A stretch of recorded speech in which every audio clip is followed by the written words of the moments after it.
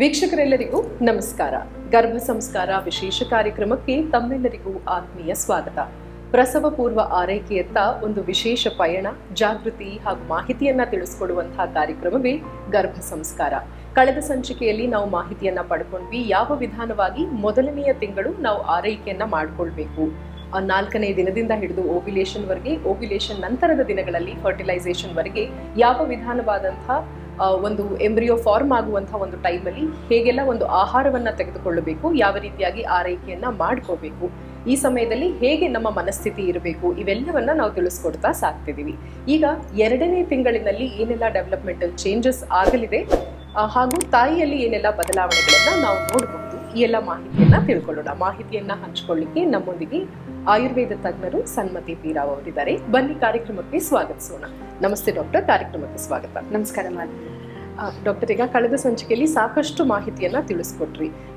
ಆ ಒಂದು ಇದರಲ್ಲಿ ಬೆಳೀತಿರುವಂತಹ ಮಗು ಯಾವ ರೀತಿ ಇರುತ್ತೆ, ಅದರ ಒಂದು ಗರ್ಭದಲ್ಲಿ ಇರುವಂತಹ ಏನೆಲ್ಲ ಒಂದು ಚಾಲೆಂಜಸ್, ಆ ಒಂದು ಸುತ್ತಮುತ್ತಲು ಇರುವಂತಹ ಪರಿಸರವನ್ನ ಅದು ಹೇಗೆ ಉಪಯೋಗಿಸ್ಕೊಳ್ಳುತ್ತೆ, ಹೇಗೆ ಅದು ಡಿವೈಡ್ ಆಗುತ್ತೆ, ಮತ್ತೆ ತಾಯಿಯಲ್ಲಿ ಏನೆಲ್ಲ ಒಂದು ಆತಂಕ ಇರುತ್ತೆ, ಯಾವ ರೀತಿಯಾದಂತಹ ಚೇಂಜಸ್ ಇರುತ್ತೆ ಮಾನಸಿಕವಾಗಿ, ದೈಹಿಕವಾಗಿ, ಇವೆಲ್ಲವನ್ನ ತಿಳಿಸ್ಕೊಟ್ರಿ. ಮಧುರವಾದಂಥ ಆಹಾರಗಳನ್ನ ಸೇವನೆ ಮಾಡಬೇಕು, ತುಂಬ ಎಳೆಯದಾಗಿ ಇರುತ್ತೆ ಆ ಒಂದು ಮೆಟೀರಿಯಲ್ ಅನ್ನೋದನ್ನ ನೀವು ತಿಳಿಸ್ಕೊಟ್ರಿ. ಪ್ರಾಯಶಃ ನಾನು ಕೇಳುವಂಥ ಮೊದಲ ಪ್ರಶ್ನೆ ಇದ್ರ ಮೇಲೆ ಡಿಪೆಂಡ್ ಆಗಿರುತ್ತೆ. ಎಳನೀರು ಹಾಗೂ ಆ ಪೇಪರ್ ಗಂಜಿ ಅಂತ ನಾವು ಹೇಳ್ತೀವಲ್ಲ, ಈ ವಿಧಾನವಾಗಿ ಅದನ್ನ ನಾವು ಅಂದುಕೊಳ್ಬಹುದಾ? ತುಂಬ ಸೂಕ್ತವಾಗಿ ಹೇಳಿದಿರ ನೀವು. ಇವಾಗ ನೀವು ಹೇಳಿದ್ರಲ್ಲ, ಈ ಗಂಜಿ ಥರದ್ದು ಆ ರೀತಿಯಲ್ಲಿ ಒಂದು ಫಾರ್ಮೇಷನ್ ಇರುತ್ತೆ ಅಂತ ನಾವು ಆದರೆ ಇದನ್ನ ನಾವು ನೋಡಬೇಕಾಗಿ, ಅದೇ ನಾನು ಹೇಳಿದ್ನಲ್ಲ, ಇದ್ರ ಸೈಜ್ ಎಷ್ಟಿದೆ ಅಂದರೆ ಒಂದು ಅಕ್ಕಿಯ ಅಗಳದಕ್ಕಿಂತ ಚಿಕ್ಕದು, 1/4 ಇಂಚ್ಗಿಂತ ಚಿಕ್ಕದು. ಸೊ ಅಷ್ಟದ ಮಟ್ಟಿಗೆ ಇರ್ತಕ್ಕಂಥ ಸೈಜು ಈ ಒಂದು ಸಮಯದಲ್ಲಿ. ಹಾಗೆ ಹೋಗ್ತಾ ಹೋಗ್ತಾ ಈ ಒಂದು ಇವಾಗ 2nd ಮಂತ್ ಈ ಸಂಚಿಕೆಯಲ್ಲಿ ನಾವು ಮಾತಾಡ್ತಾ ಇರೋದು 2nd ಮಂತಿನ ಬಗ್ಗೆ. ಇದರಲ್ಲಿ ಗರ್ಭದಲ್ಲಿ ಅಂದರೆ ಅದರಲ್ಲಿ ಆಗ್ತಕ್ಕಂಥ ಒಂದು ಚೇಂಜಸ್ ನಾವು ನೋಡಬೇಕು ಅಂದರೆ ಅದು ಇನ್ನೂ ಗಟ್ಟಿ ಆಗಕ್ಕೆ ಶುರು ಆಗುತ್ತೆ ಅಥವಾ ಘನವಾಗಕ್ಕೆ ಶುರು ಆಗುತ್ತೆ. ಸೊ ತುಂಬ ಲಿಕ್ವಿಡ್, ನೀವು ಹೇಳಿದ್ರಲ್ಲ ಇವಾಗ ಲಿಕ್ವಿಡ್ ಆಗಿರ್ತಕ್ಕಂಥದ್ದು ಒಂದು ಸ್ವಲ್ಪ ಮಟ್ಟಿಗೆ it starts to solidify. So ನಮ್ಮ ಕ್ಲಾಸಿಕ್ಸಲ್ಲಿ ಕೂಡ ನಾವು ಅದರ ಬಗ್ಗೆನೇ ಅದರದ್ದು ನಮ್ಮ ಆಚಾರ್ಯಗಳು ಹೇಳಿದ್ದಾರೆ.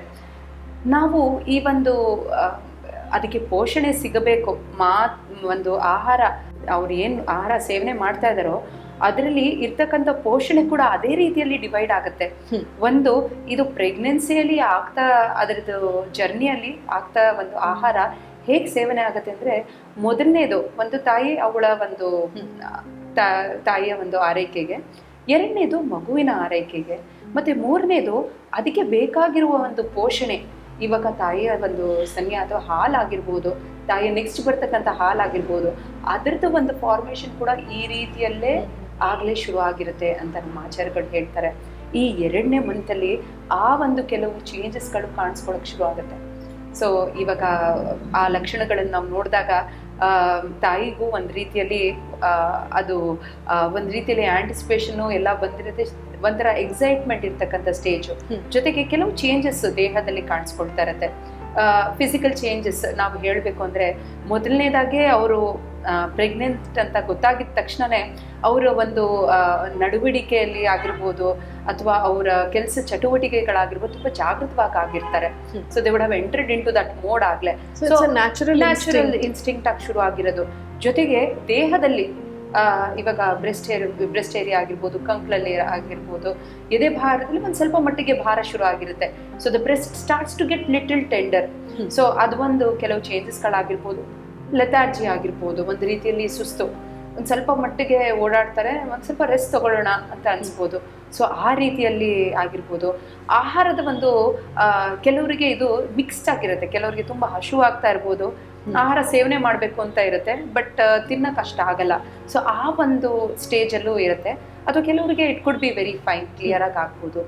ಇನ್ನು ಕೆಲವರಿಗೆ ಸ್ವಲ್ಪ ಕಾನ್ಸ್ಟಿಪೇಷನ್ ತೊಂದರೆಗಳು ಕಾಣಿಸ್ಕೊಳ್ಬೋದು ಈ ಒಂದು ಟೈಮಲ್ಲಿ. ಫಸ್ಟ್ ಬಿಕಾಸ್ ಬೆಳವಣಿಗೆ ಆಗ್ತಾ ಇದೆ. ನಾವು ಆಯುರ್ವೇದದ ಪ್ರಕಾರ ನಾವು ಹೇಳಬೇಕು ಅಂದರೆ, ಒಂದು ವಾತದ ಒಂದು ಎನ್ವಿರಾನ್ಮೆಂಟ್ ಏನಿರುತ್ತೆ ಅದು ತುಂಬ ಮುಖ್ಯ. ಇದು ಅಪಾನ ವಾಯುಸ್ಥಾನ ಇದು. ಸೊ ಅದಕ್ಕೆ ಕರೆಕ್ಟಾಗಿ ನ್ಯೂಟ್ರಿಷನ್ನ ಪ್ರೊವೈಡ್ ಮಾಡೋದು ಇಂಪಾರ್ಟೆಂಟು. ಸೊ ಅವಾಗ ಏನಾದರೂ ಕರೆಕ್ಟಾಗಿ ಅದನ್ನು ಮೇಂಟೈನ್ ಮಾಡಿಲ್ಲ ಅಂದಾಗ ಕೆಲವರಿಗೆ ಸ್ವಲ್ಪ ಕಾನ್ಸ್ಟಿಪೇಷನ್ ಇರೋ ಆಗ್ಬೋದು, which could be not a very big hindrance, but ಇದನ್ನು ಸರಿ ಮಾಡ್ಕೊಳ್ಳೋದು ಇಂಪಾರ್ಟೆಂಟ್ ಆಗುತ್ತೆ. ಸೊ ಈ ಥರದ್ದು ಒಂದು ಕೆಲವು ಸಿಚುವೇಶನ್ಸ್ ಕಾಣಿಸ್ಬೋದು. ಕೆಲವ್ರಿಗೆ ನಾಸಿಯಾ, ಇದು ಮೇನ್ ಆಗಿ ಹಲವಾರು ಆಲ್ಮೋಸ್ಟ್ ಲೈಕ್ 30 to 40% ಕಂಪ್ಲೇಂಟ್ ಮಾಡೋದು 2ನೇ ಮಂತಲ್ಲಿ ಕಾಣಿಸ್ಕೊಳ್ಳೋದು. ಆಲ್ಮೋಸ್ಟ್ 45th ಡೇ ಅಲ್ಲಿ, ಆ 45th ಡೇ ನಂತರ ಕಾಣಿಸ್ಕೊಳ್ಳೋ ಒಂದು ನಾಸಿಯಾ ಅಥವಾ ಎಮಿಸಿಸ್ ಅಂತ ಹೇಳಿ ಅದು ವಾಂತಿ ಬರೋದು, ಹೈಪರ್ ಗ್ರೇವಿಡೇರಮ್ ಆಗಿರ್ಬೋದು. ಸೊ ಇದು ಒಂದು ತೊಂದರೆ ಸ್ವಲ್ಪ ಮಟ್ಟಿಗೆ ಶುರು ಆಗುತ್ತೆ. ಸಾಮಾನ್ಯವಾಗಿ ಇದು 3rd ಮಂತ್ ಅಥವಾ 15th ವೀಕ್ ಅಂತ ಅನ್ಕೊಂಡ್ರು ಪರವಾಗಿಲ್ಲ, ಆ ಟೈಮ್ ಅಷ್ಟೊತ್ತಿಗೆ ಒಂದು ಸ್ವಲ್ಪ ಮಟ್ಟಿಗೆ ಕಡಿಮೆ ಆಗುತ್ತೆ. ಕೆಲವರಿಗೆ ಇದು ಕಂಟಿನ್ಯೂ ಆಗುತ್ತೆ. ಸೊ ಈ ಒಂದು ಚೇಂಜ್ ಕಾಣಿಸ್ಕೊಳ್ಳೋದು ಈ 2ನೇ ಮಂತಲ್ಲಿ. ಇದು ತಾಯಿನಲ್ಲಿ ಕಾಣಿಸ್ಕೊಂಡಿರುವ ಕೆಲವು ಚೇಂಜಸ್ಗಳಾದರೆ ಇನ್ನು ಮಗು ಅಥವಾ ಅದು ಭ್ರೂಣದಲ್ಲಿ ಏನು ಝೈಗೋಟ್ ಫಾರ್ಮೇಷನ್ ಆಗಿದೆ, ಬ್ಲಾಸ್ಟೋಸಿಸ್ಟ್ ಆಗಿದೆ, ಎಂಬ್ರಿಯಾನಿಕ್ ಸ್ಟೇಜ್ಗೆ ಎಂಟರ್ ಆಗ್ತಿದೆ. ಸೊ ಆ ಒಂದು ಈ ಬ್ಲಾಸ್ಟೋಸಿಸ್ಟ್ ಸ್ಟೇಜ್ನಲ್ಲಿ ಯಾವ ರೀತಿಯ ಒಂದು ಡಿಫ್ರೆನ್ಸಿಯೇಷನ್ ಆಗಿರುತ್ತೆ ಅಂದರೆ, ಹೊರಗಡೆಯ ಒಂದು ಲೇಯರು ಅದಕ್ಕೆ ಪ್ರೊವೈಡ್ ಮಾಡ್ತಕ್ಕಂಥ ಒಂದು ನ್ಯೂಟ್ರಿಷನ್ ಲೇಯರ್ ಆಗುತ್ತೆ ಪ್ಲಾಸೆಂಟಾ ಅದರದೆಲ್ಲ. ಆದರೆ ಒಳಗಡೆ ಇರ್ತಕ್ಕಂಥ ಲೇಯರು ಎಂಬ್ರಿಯೋ ಆಗಕ್ಕೆ ಶುರು ಆಗುತ್ತೆ ಅಥವಾ ಮಗು ಆಗಕ್ಕೆ ಶುರು ಆಗುತ್ತೆ. ಸೊ ಎರಡೂ ಅದೇ ರೆಡಿ ಮಾಡಿಕೊಂಡು ತಗೊಂಡ್ಬಂದಿರುತ್ತೆ ಜೊತೆಗೆ. ಸೊ ಅದು ಒಂದು ತಾಯಿಯ ಒಂದು ಎಂಡೋಮೆಟ್ರಿಯಮನ್ನ it keeps it as a base bed for the growth of it. So ಅದರಲ್ಲಿ ಎಂಬೆಡ್ ಆಗಿ ಇಂಪ್ಲಾಂಟೇಷನ್ ಆಗಿ ಮಿಕ್ಕಿದ ಪ್ರೊಸೆಸ್ ಎಲ್ಲ ಶುರು ಆಗುತ್ತೆ.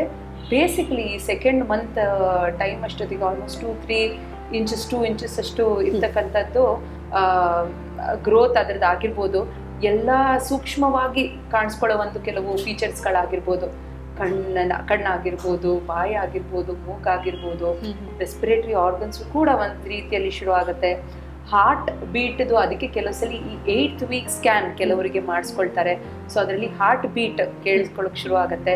ಸೊ ಅವೆಲ್ಲ ಕೂಡ ಈ ಒಂದು ತಿಂಗಳಲ್ಲಿ ಆಗ್ತಕ್ಕಂಥ ಒಂದು ಚಟುವಟಿಕೆ. ಹಾಗೆ ಒಂದು ಈ ನ್ಯೂರಲ್ ಟ್ಯೂಬ್ ಅಥವಾ ನಮ್ಮ ಮೆದುಳು, ಸ್ಪೈನಲ್ ಕಾರ್ಡು, ಅದರದ್ದು ಬೆಳವಣಿಗೆ ಕೂಡ ಈ ಒಂದು ತಿಂಗಳಲ್ಲಿ ತುಂಬ ಕಾನ್ಸ್ಪಿಷಿಯಸ್ ಒಂದು ಸ್ವಲ್ಪ ಮಟ್ಟಕ್ಕೆ ಕಾಣಿಸ್ಕೊಳ್ಳೋಕೆ ಶುರು ಆಗುತ್ತೆ.